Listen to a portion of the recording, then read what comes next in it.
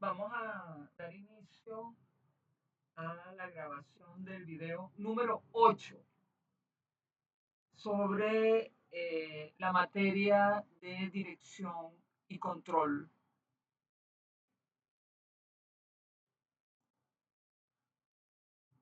Una materia muy interesante que tiene que ver con el manejo de la dirección y el control del personal. Y este video, que es el video número 8, se denomina Dirección y Control Empresarial del Futuro. El futuro, ¿qué es el futuro? Hay muchas definiciones sobre el futuro. Todos los estudios prospectivos suponen una mirada sobre el futuro. En la gerencia del siglo XXII, estamos mirando ya, pasamos del siglo XXI y vamos para el siglo XXII, habrá simbiosis, resiliencia y presupuestos líquidos.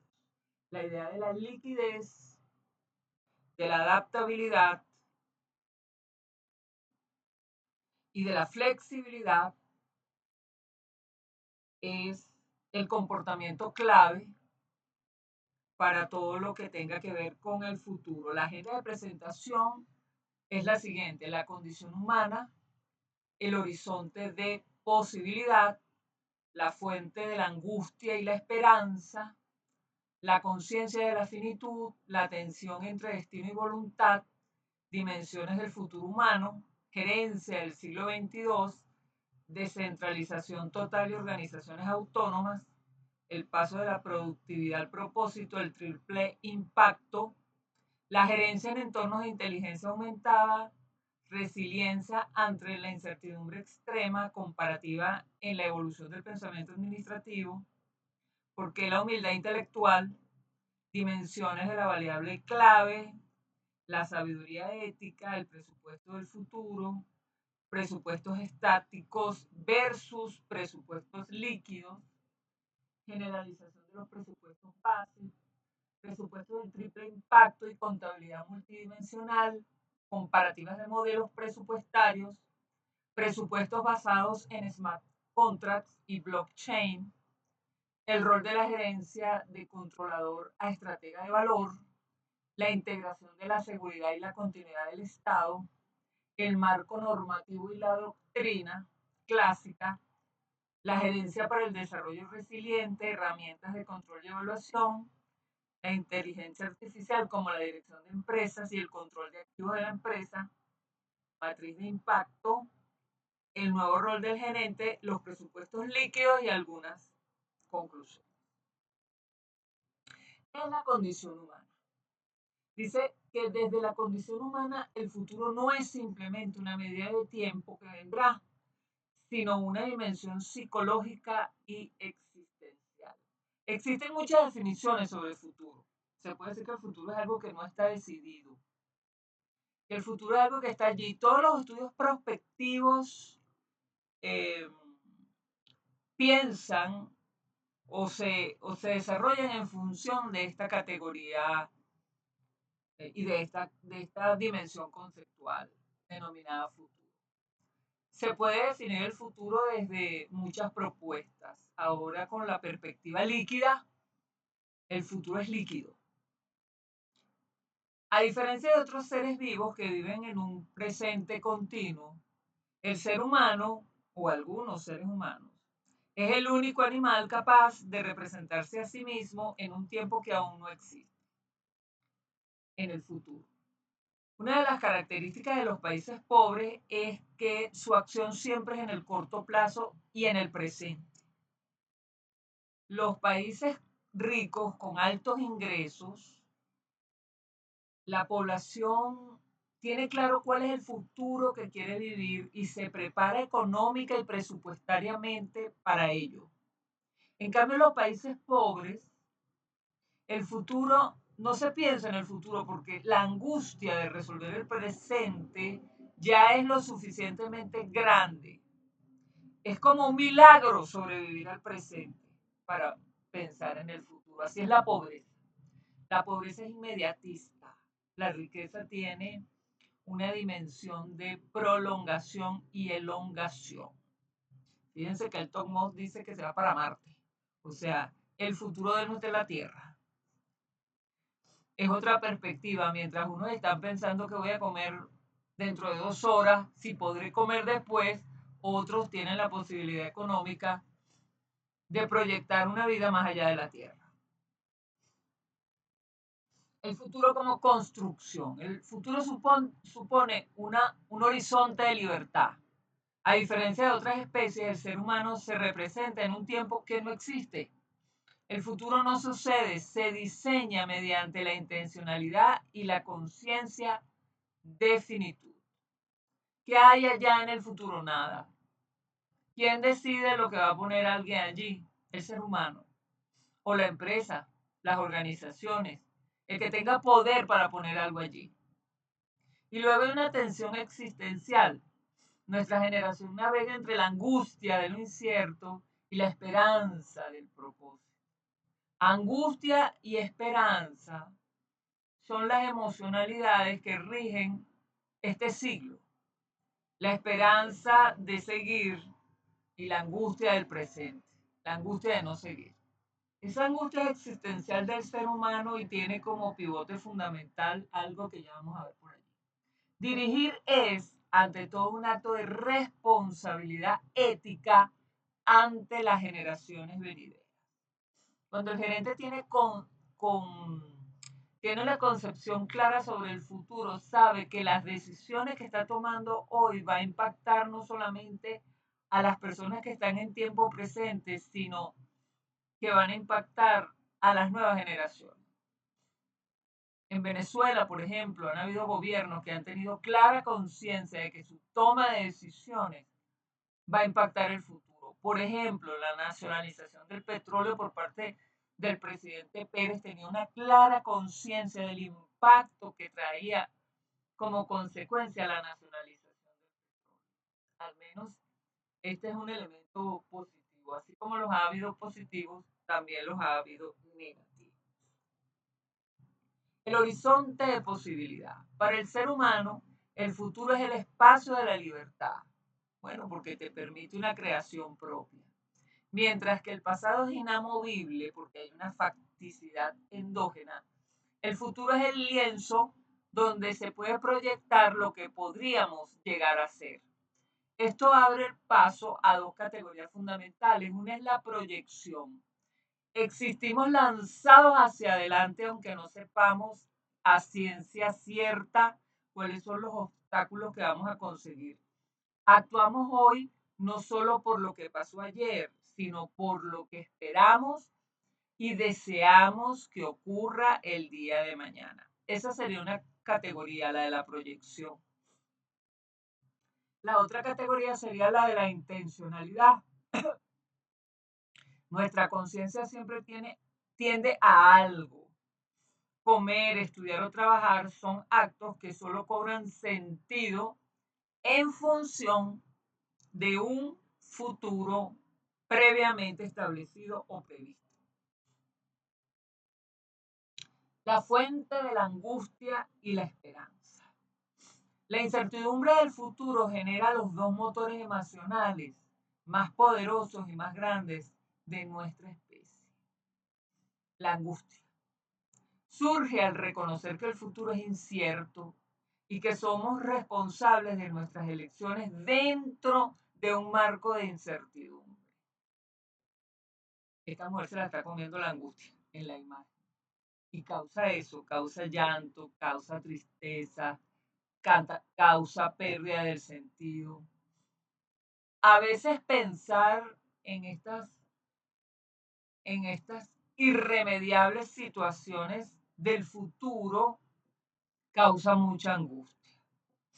Pero está la caja de Pandora, que dejó en esa caja de Pandora estaban todos los males de la tierra, pero Pandora dejó una posibilidad, que era la esperanza. La esperanza es la convicción de que el futuro puede ser mejor que el presente, lo que nos permite tolerar el sufrimiento actual en pos de un propósito mayor y mejor. La gente que sobrevive es la gente que cree fiel y firmemente que el futuro siempre va a ser mejor que el presente.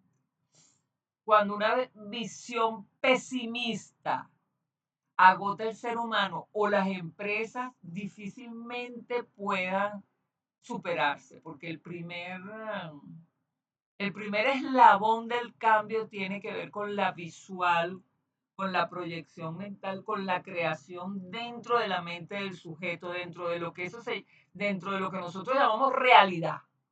Esa es la realidad, la creación del sujeto y el mundo de vida donde se desempeña el ser humano. Esa es la realidad. Si esa realidad está llena de desastre, de muerte, de obstáculos, difícilmente eso podamos tener una acción y llegar a un lugar más positivo que lo que tenemos allí. Tiene que haber un golpe del destino, que siempre los hay, porque el azar existe. Y el caos también. La conciencia de la finitud.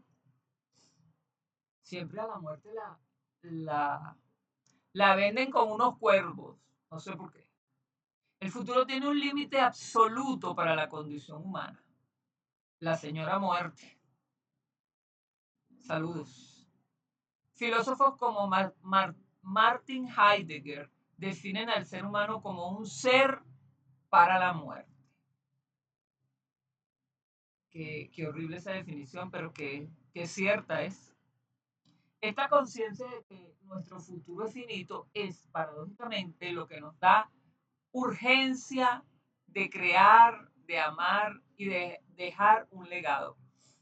Generalmente las personas con conciencia o sin conciencia quieren dejar algo de ellos en el mundo para la posteridad. Generalmente la gente deja a los hijos, pero hay personas que no se conforman con eso, sino que pasan a la historia de manera importante, trabajan para pasar a la historia y ese pase a la historia supone un legado. Claro, hay muchas personas que pasan a la historia de una manera desastrosa por las cosas malas que han hecho, por los muchos asesinatos, por las guerras que han cometido, pero hay otras personas que son las verdaderas héroes y heroínas que pasan a la historia por su aporte solidario y las mejoras que le han dado al mundo.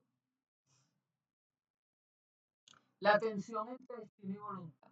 Desde la condición humana, el futuro es una lucha constante entre lo que no podemos controlar, el azar, las leyes físicas, las decisiones de otros y nuestra agencia personal. Y el otro punto es la construcción del sentido. El futuro nos obliga a ser narradores. Le damos coherencia a nuestra vida integrando lo que vendrá en un plan o relato personal. Somos escritores de nuestra vida. Todos los días narramos en esa página en blanco distintos hechos. A veces no tenemos plena conciencia de que lo estamos haciendo, pero lo estamos haciendo. Ese autoconocimiento de nuestra posibilidad de dejar huellas en este mundo es vital. La creación del sentido, tanto individual como organizacionalmente, es clave para el desarrollo de las personas y de las empresas. Las dimensiones del futuro humano son la ética, la imaginativa y el ámbito social. El significado de la ética supone nuestra responsabilidad sobre las generaciones que aún no nacen. La imaginativa supone las capacidades de crear mundos, utopías y ficciones antes de que existan. Pero esa creación ficticia es el inicio del cambio. Hemos venido reiteradamente repitiendo que en la flecha del desarrollo, en la punta van los artistas, luego van los científicos y en el final de la flecha van los inversionistas. Es la posibilidad de imaginar, de fantasear y de crear nuevos mundos, lo que abre la posibilidad social e individual de crearlos. Y finalmente tenemos la dimensión social, que es la promesa y el contrato de confiar en que las otras personas cumplirán su palabra el día de mañana, sencillamente para que haya mundo. ¿Y cómo será la gerencia del siglo XXII? En la pantalla puse a estos Terians. Dice, los que nacemos a finales del siglo XX. De niño mis papás me daban un cintarazo cuando me portaba mal. Ahora les agradezco por esa educación firme. Luego las nuevas generaciones dicen, me quitan el celular y no me dejan salir. Voy a publicar mis cicatrices emocionales para ser influencer y ganar likes. Y lo pongo público para que lo compartan. Ahora todo es una locura por exponerse. No hay nada privado. Yo creo que a medida que vaya pasando el tiempo, lo privado va a ser lo valioso. Porque todo el mundo quiere exponerse, todo el mundo quiere ser celebrity, todo el mundo quiere tener millones de likes. Las redes sociales han remodificado el entendimiento sobre lo que es bello y feo, sobre lo que es triunfo y sobre lo que es fracaso, sobre lo que es información y sobre lo que es basura y así sucesivamente. Y puse una frasecita aquí que dice, un día se va a poner de moda ser imbécil, y creo que se puso de moda el día que empezaron a sacar a los Terian por las redes, y algunos no van a saber qué hacer con la fama. Y hubo muchos que se volvieron absolutamente famosos. Eso de tener un comportamiento animal, de andar arrastrándose por el piso disfrazado, verdaderamente eso es una payasada vergonzosa. No hay más nada que decir. Pensar en la gerencia del siglo XXII implica proyectar una evolución donde la tecnología no solo es una herramienta, sino un tejido invisible que redefine la autoridad, el valor y la toma de decisiones. Si el siglo XX fue el de la eficiencia mecánica y el XXI el de la digitalización, el XXII será probablemente el siglo de la gerencia simbiótica y sistémica. Tu futuro se forma con los hábitos que repites y no con las metas que fijas. Tenemos aquí un primer elemento que sería la descentralización total y organizaciones autónomas. La figura del jefe jerárquico tradicional podría desaparecer de la gobernabilidad o de la gerencia basados en algoritmos y un consenso distribuido. Tendríamos entonces lo que se conocería como la gerencia algorítmica, en la cual muchas decisiones operativas y de asignación de recursos serán ejecutadas por entidades autónomas, como evoluciones de los actuados dados, que garantizan transparencia y neutralidad. También habrá una cosa que se conoce como el liderazgo de orquestación, en la cual el gerente humano no manda, sino que orquesta el propósito. Hay un cambio de rol en la jefatura. Su función será asegurar que la visión de la organización se mantenga alineada a los valores éticos y sociales. Esto último es un continuo de este siglo XX.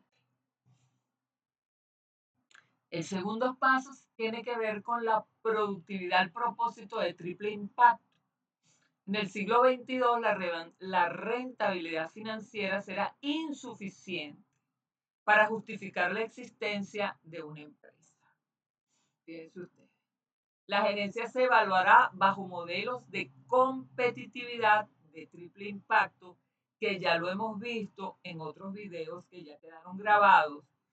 Y esta competitividad de triple impacto está vinculada a la regeneración ambiental, en la cual las empresas deberán demostrar un impacto neto positivo en el ecosistema no solo se trata de no contaminar, sino de cómo restaurar la naturaleza dañada. Es un paso mucho más allá de lo que supone la propuesta ecológica de hoy. Y lo otro es el capital humano evolutivo, donde la gerencia se centrará en el bienestar biopsicosocial de sus colaboradores, gestionando no solo el tiempo, sino la energía y el desarrollo cognitivo. Realmente es una integralidad en el cuidado del ser humano. Seguimos. El tercer punto sería la gerencia en entornos de inteligencia aumentada. Tiene que ver con la interacción entre humanos e inteligencias artificiales que será tan profundo que será difícil distinguir dónde termina una y dónde comienza la otra. Se supone que habrá una tendencia a la igualación entre ambas inteligencias.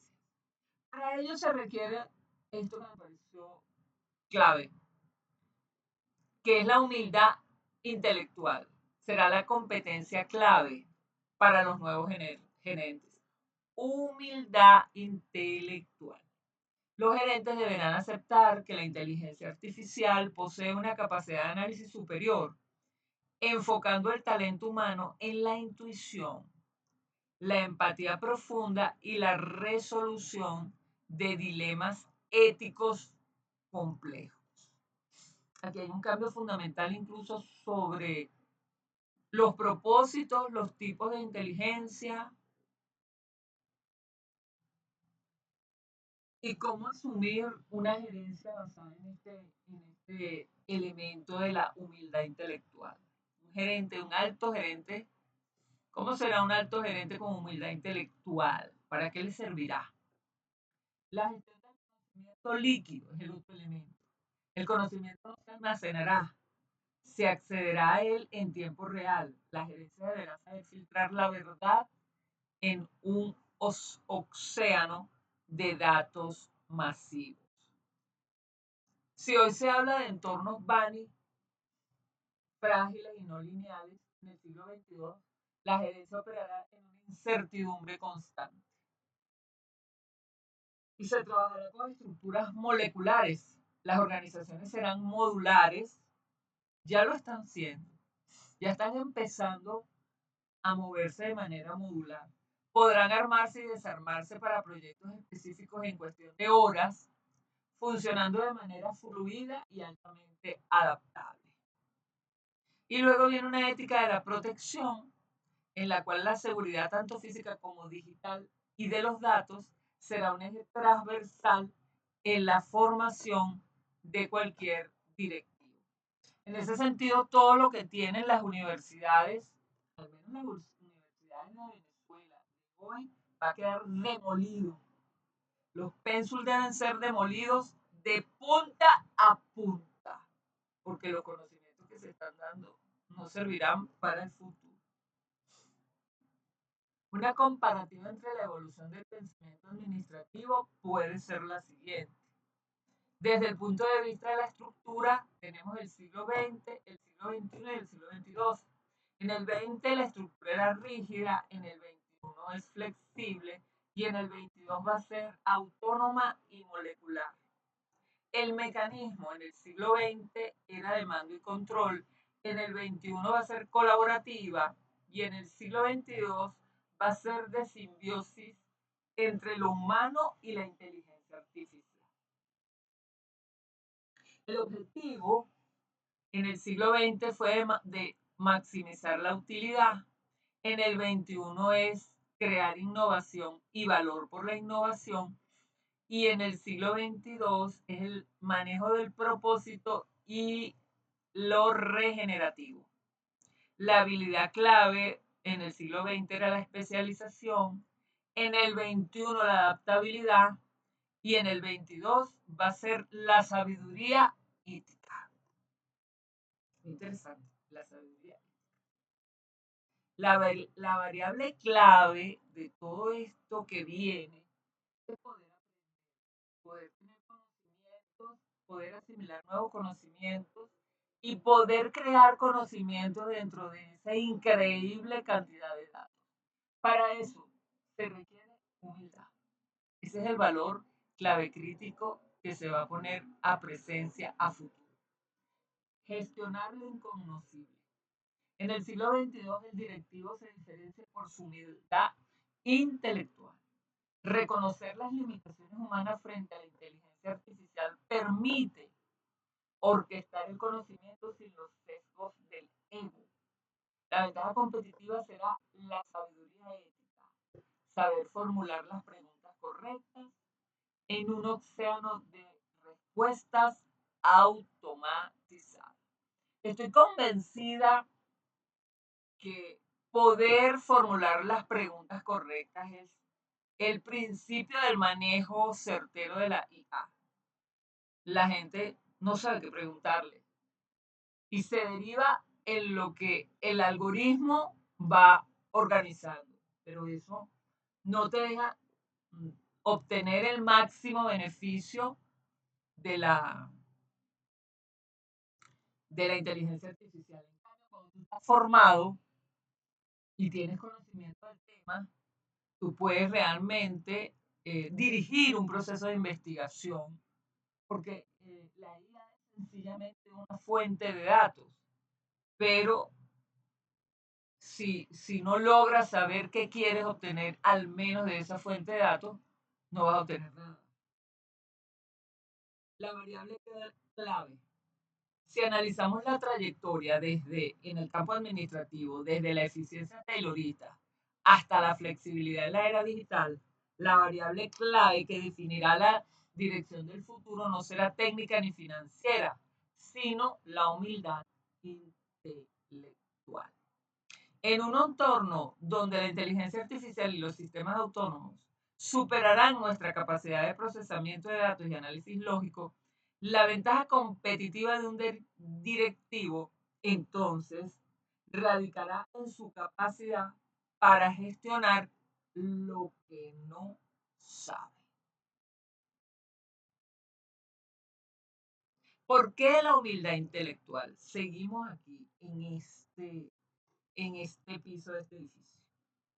Esta variable se convierte en el motor de la gerencia posmoderna, diría yo, por tres razones fundamentales. Una, apertura al aprendizaje continuo. En el siglo XXII, el conocimiento tendrá una tasa de obsolescencia casi inmediata. Lo que es verdad hoy, mañana puede ser que no sea así. Y eso supone un aprender y desaprender casi instantáneo. El directivo que asuma que su formación es estática quedará irrelevante. La humildad permite reconocer que la solución puede venir de un algoritmo, de un pasante o de una disciplina ajena a aquella donde se está formando el problema, más allá que sea de la economía. Yo le puse la economía porque yo soy economista, pero no necesariamente. Ese no era el sentido.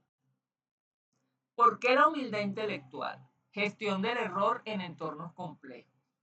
Ante los problemas del triple impacto económico, social y ambiental, no existen respuestas únicas. La humildad intelectual permite pivotar y corregir el rumbo sin el sesgo del ego, algo vital en estructuras de resiliencia.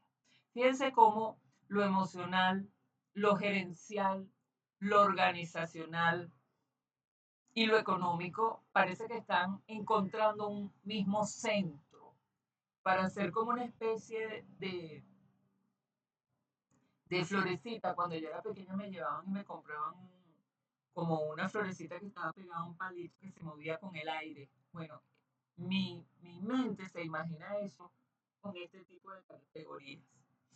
Y luego viene el liderazgo de orquestación, en la cual el futuro exige que el líder no sea la fuente de toda verdad, sino el facilitador que conecta inteligencias humanas y artificiales. O sea, este gerente de inteligencia tiene como un sexto sentido, para decirlo de alguna manera. Es decir, está tan entrenado en ciertos conocimientos y tiene tan desarrollada la intuición que puede ser el epicentro de una construcción simbiótica de inteligencia. Es así como se ve este liderazgo de orquestación. Solo desde la humildad se puede liderar a expertos que saben más que uno en sus áreas específicas. El jefe entonces no será el que más sabe. El jefe será el que tenga otras características. Dimensiones de la variable clave. La dimensión aquí será reconocimiento de limitaciones y la acción gerencial será aceptar que la IA maneja mejor la incertidumbre estadística mientras el humano aporta el juicio ético. Fíjense usted. La máquina de ética versus la máquina científica, que no es versus, sino es en conjunción. Luego viene la búsqueda de la verdad sobre el ego. La acción gerencial es priorizar la solución técnica y sostenible por encima de tener la razón en una junta directiva. Y luego viene la empatía sistémica, que tiene que ver con entender que la organización es un organismo vivo que interactúa con el entorno global y no un sistema cerrado. Aquí tenemos la humildad acaba cuando la presumes. Y aquí está este señor que le va a dar comida a los menos favorecidos, pero se está haciendo un selfie para ponerla por todas las redes sociales de que él es buena persona y está dándole comida a los pobres. Ahí se acabó el acto altruista y entró el acto ególatra. Esta humildad intelectual desemboca en lo que podríamos llamar sabiduría ética. Mientras que la eficiencia es el cómo y la estrategia es el qué, la sabiduría es el para qué. La variable clave será, en última instancia, la capacidad de dirigir con la conciencia de que el liderazgo es un servicio al desarrollo humano y a la preservación del sistema, no solo un ejercicio de autoridad administrativa.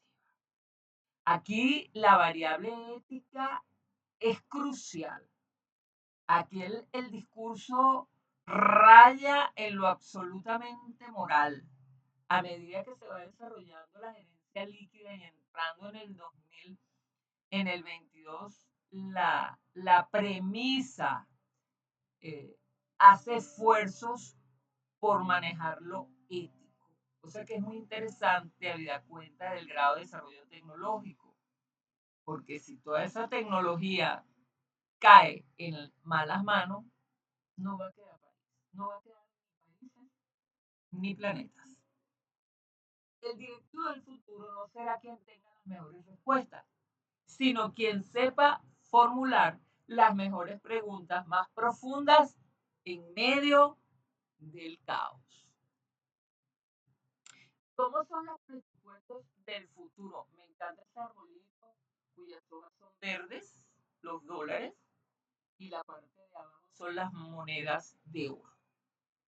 Los presupuestos del futuro dejarán de ser documentos estáticos y anuales para transformarse en verdaderos ecosistemas de datos vivos y dinámicos.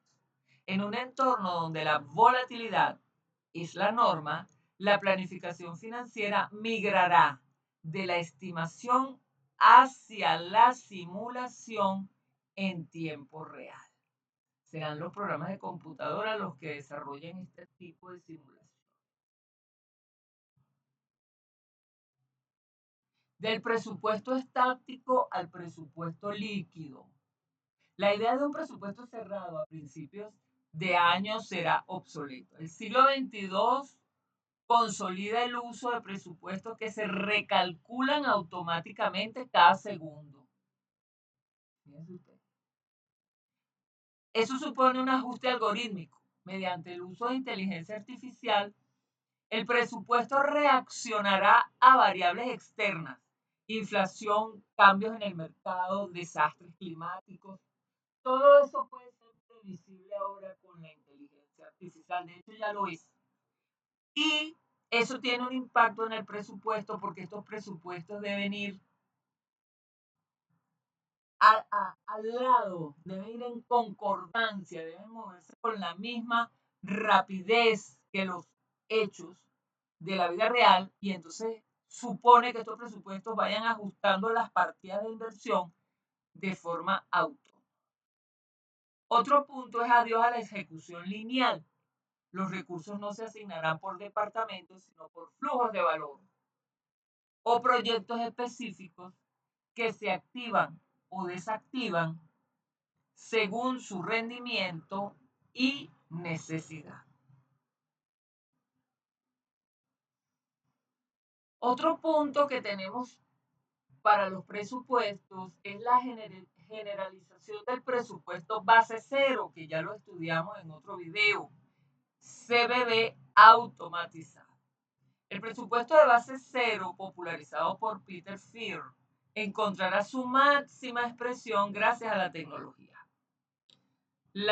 Aquí vamos a ver lo que sería la justificación continua y en lugar de realizar este ejercicio normalmente, los sistemas inteligentes analizarán cada gasto en tiempo real exigiendo una justificación de su alineación con los objetivos estratégicos o los KPLAN antes de liberar los fondos.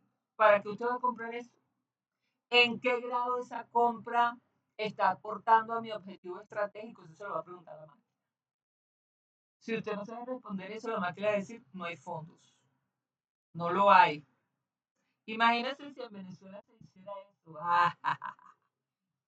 Eso sería maravilloso. Ojalá alguien lo viera y lo empezara a fundamentar de esta manera. Y luego tiene la eficiencia extrema. Se eliminará el arranque de ineficiencias históricas, ya que el sistema no reconocerá el gasto del año pasado como base para el siguiente. Se murió el presupuesto FIR. El año pasado no va a ser la base para este año ni para los futuros. Es decir, la historia ha muerto en el caso presupuestario. El presupuesto es de hoy para mañana, no de ayer para hoy. Presupuestos de triple impacto y contabilidad multidimensional. El éxito presupuestario ya no se medirá solo en moneda fiduciaria. La gerencia del futuro utilizará presupuestos con 3 columnas de saldo obligatorio: capital financiero, la rentabilidad y el EBITDA tradicional, capital natural.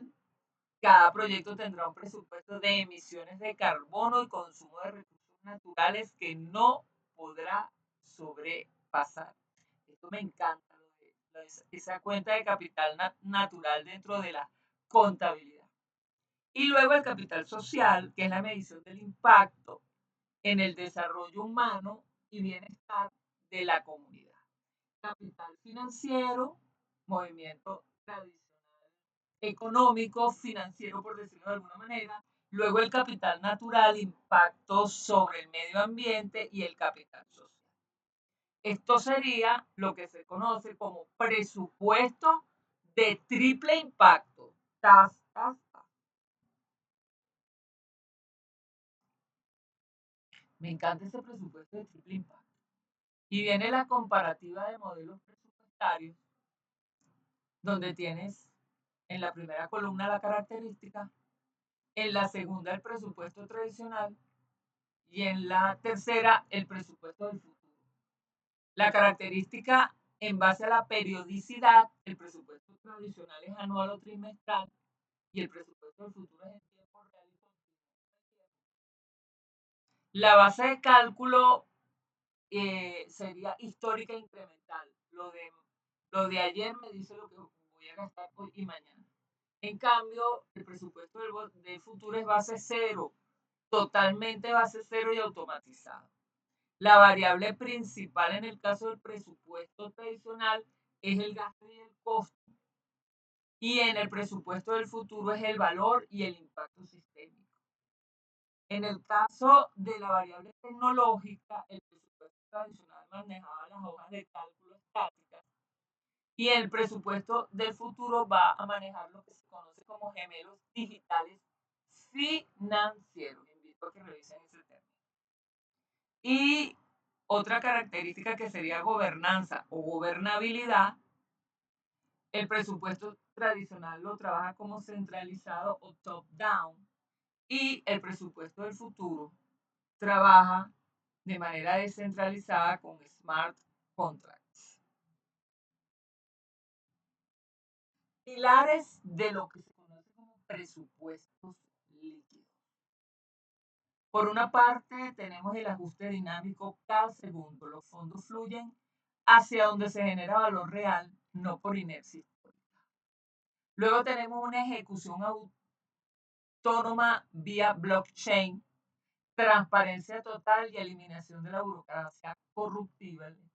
Y finalmente tenemos la IA, donde la justificación es continua.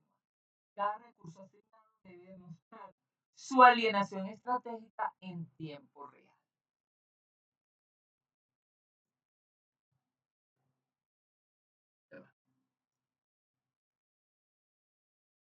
Me perdí, me perdí. Aquí está. Presupuestos basados en smart contracts y blockchain. La ejecución presupuestaria será transparente e inviolable. Habrán desembolsos automáticos. Los fondos se liberarán solo cuando se cumplan ciertos hitos verificables digitalmente. Por ejemplo, al alcanzar un indicador de desarrollo. Y lo otro es la reducción de la corrupción y la burocracia. Al eliminar intermediarios en la cadena de pago, el presupuesto público y corporativo será mucho más eficiente, reduciendo los costos de transacción. El quinto punto es el rol de la gerencia, de contralor a estratega de valor. La función financiera dejará de vigilar el cumplimiento del gasto para enfocarse en la gestación de la incertidumbre. El directivo deberá tener la capacidad analítica para interpretar los escenarios que el gemelo digital del presupuesto propone, tomando decisiones éticas sobre dónde priorizar el impacto humano por encima de la optimización algorítmica. Novel dimensionalidad del control y la dirección. La integración de la seguridad y la continuidad del Estado. Ahora nos vamos a una abstracción mayor. El presupuesto y la gerencia del futuro no pueden entenderse sin la resiliencia institucional. En el marco de la gestión pública moderna, la planificación financiera se está fusionando con la seguridad estratégica. La seguridad ejecutiva y defensa. Ya no se trata solo de proteger activos físicos, sino de garantizar la continuidad de las funciones del Estado y de las organizaciones ante amenazas híbridas, ciberataques, colapsos sistémicos o crisis climáticas. Luego hay nuevos modelos de gobernabilidad multidimensional. La dirección del futuro integra la seguridad humana como un indicador de éxito presupuestario, donde la inversión en protección y estabilidad es vista como un activo intangible, esencial para el desarrollo nacional. Como punto 2 tenemos el marco normativo y la doctrina clásica. Para proyectarse en el siglo XXII, es fundamental dominar las bases que rigen la administración financiera actual, como la Ley Orgánica de la Administración Financiera del Sector Público. Esta evolución se apoya en varios autores y en varios pilares teóricos como Burgando Ruiz, Hersh y David y el señor Peter Fear, que es el que trabaja el presupuesto o trabajó el presupuesto en base cero. Estos son algunos teóricos, por supuesto que hay muchos más. La gerencia para el desarrollo resiliente. Este es un campo emergente que propone que el gerente no es un administrador de recursos, sino un agente de transformación social. En este sentido se van a ver dos elementos: la competitividad sistémica, en la cual el presupuesto debe financiar no solo la eficiencia interna, sino la capacidad del entorno, infraestructura, educación, tecnología, para sostener a la organización. Y luego una perspectiva estratégica, en la cual el uso de herramientas para anticipar escenarios futuribles permite que el presupuesto actúe como un escudo contra la fragilidad de los modelos BANI, BUCA, etc. Herramientas de control y evaluación. La Dirección del Futuro utilizará sistemas de evaluación que van mucho más allá de la auditoría tradicional. Los KEPIs de impacto social, que son indicadores que miden el retorno de la inversión en bienestar humano, y los cuadros de mando integrales, el Balance Scorecard de quinta generación, donde la ética y la sostenibilidad ambiental tienen el mismo peso ponderado que los ingresos brutos. Ahí en ese Balance Scorecard de quinta generación eh, pesa tanto, es importante el dinero como la ética, para decirlo más simplemente. Una síntesis académica: tenemos el siguiente cuadro donde está el área de estudio, el enfoque de futuro y los autores. Ahí tienen el presupuesto público, la gerencia estratégica del desarrollo humano y, bueno, el enfoque de futuro es sostenibilidad y transparencia, resiliencia y adaptabilidad, ética y responsabilidad. Y, bueno, los autores y las referencias claves: la gestión de riesgos fiscales, los modelos Buca y Banner de Mitzberg y el triple impacto en la economía de la innovación. La matriz de impacto con inteligencia artificial en la gestión empresarial tenemos en el área de dirección: la función de la IA es análisis predictivo y prospectiva, y los resultados son decisiones con menor grado de incertidumbre. Para las finanzas, el presupuesto de base es cero automatizado y el resultado es la optimización radical del gasto. En el área de operaciones, un monitoreo de activos vía LOT, y el resultado es la reducción de costos operativos y paradas. Y en el campo de la seguridad, se tiene la detención de amenazas y riesgos, y los resultados son mayor resiliencia y protección de la continuidad. El nuevo rol del gerente. En esta relación, el directivo se desplaza de la supervisión técnica, que delega a la IA, hacia la gobernanza. La variable clave aquí es asegurar que la inteligencia artificial opere bajo principios de transparencia y alineación con el propósito de desarrollo de la empresa, evitando que la optimización algorítmica sacrifique el valor humano o social. La guerra de las... ¿Qué son presupuestos líquidos? Esa imagen me pareció maravillosa. Los dólares entrando por vía intravenosa de la gente. Es otra mirada. Los presupuestos líquidos representan la evolución final de la planificación financiera, donde el presupuesto deja de ser un documento sólido, estático, impreso y anual, para convertirse en un flujo de datos que se adapta en tiempo real a la realidad económica. Es un concepto que traslada la modernidad líquida de Zygmunt Bauman a las finanzas, eliminando la rigidez de las partidas presupuestarias tradicionales, que suelen quedar obsoletas a los pocos meses de su aprobación. Y ese dibujo lo dice todo.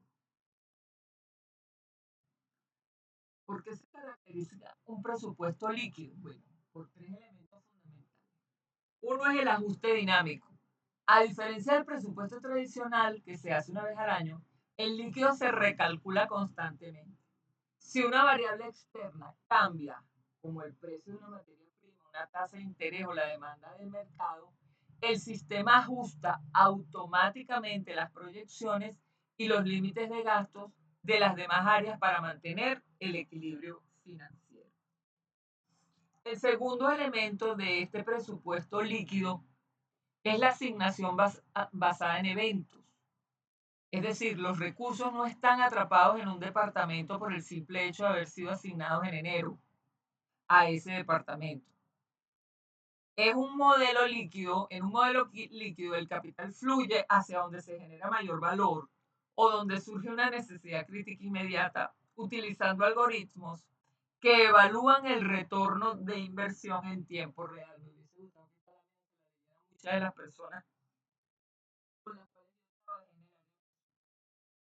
que no había forma de trasladar dinero. Y en el tercer punto de esto que estamos llamando un presupuesto líquido, la tercera característica sería que se apoya en el uso de inteligencia artificial y blockchain. Los smart contracts permiten que los fondos se liberen solo cuando se cumplan ciertas condiciones lógicas, lo que otorga a la tesorería, gerente de los fondos, una liquidez real. El dinero no está comprometido en promesas de gasto ineficientes, sino disponible para ser movilizado con precisión quirúrgica. Hablamos entonces de una revolución financiera donde pasamos del estatismo a la liquidez. La planificación tradicional muere para dar paso a sistemas financieros que respiran. La volatilidad extrema exige que el capital sea tan adaptable como el mercado mismo.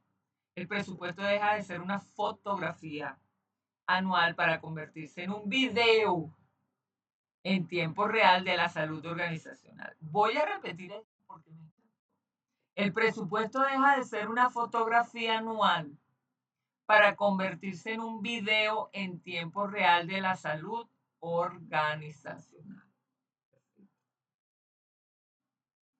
La gerencia del futuro se define como una simbiosis profunda entre la sabiduría ética humana y la precisión de la inteligencia artificial, desplazando el viejo modelo de mando y control por una dirección basada en la humildad intelectual.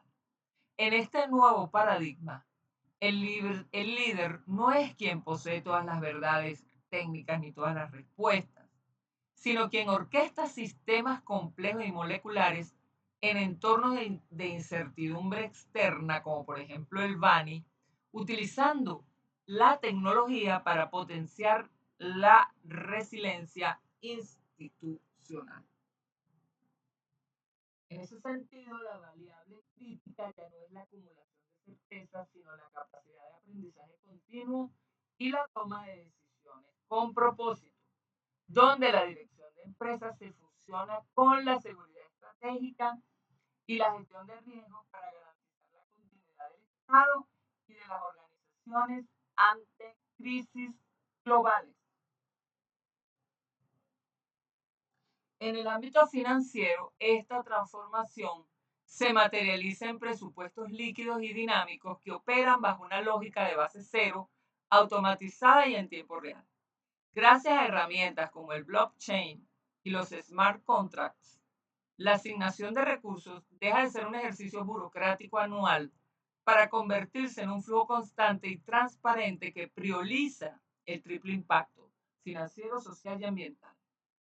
El control de activos se vuelve predictivo e integral, auditando la totalidad de las operaciones mediante algoritmos que aseguran la eficiencia extrema y la protección del capital humano y natural. En definitiva, la gerencia del 22, que no será nada fácil, será una disciplina de arquitectura sistémica, donde el presupuesto es el motor que financia no solo la rentabilidad, sino el desarrollo sostenible y la estabilidad de la sociedad. Cabría entonces pensar cómo se va a mover, cómo va a mutar el dinero y los métodos de intercambio. Porque estoy segura que eso, el dinero va a terminar desapareciendo y los esquemas de valor van a ser otros. Aquí tenemos la bibliografía y bueno, eh, aquí hay algunas preguntas, algunos elementos, algunas Conceptos: resiliencia institucional, ciberdefensa presupuestaria, marco normativo, capital humano.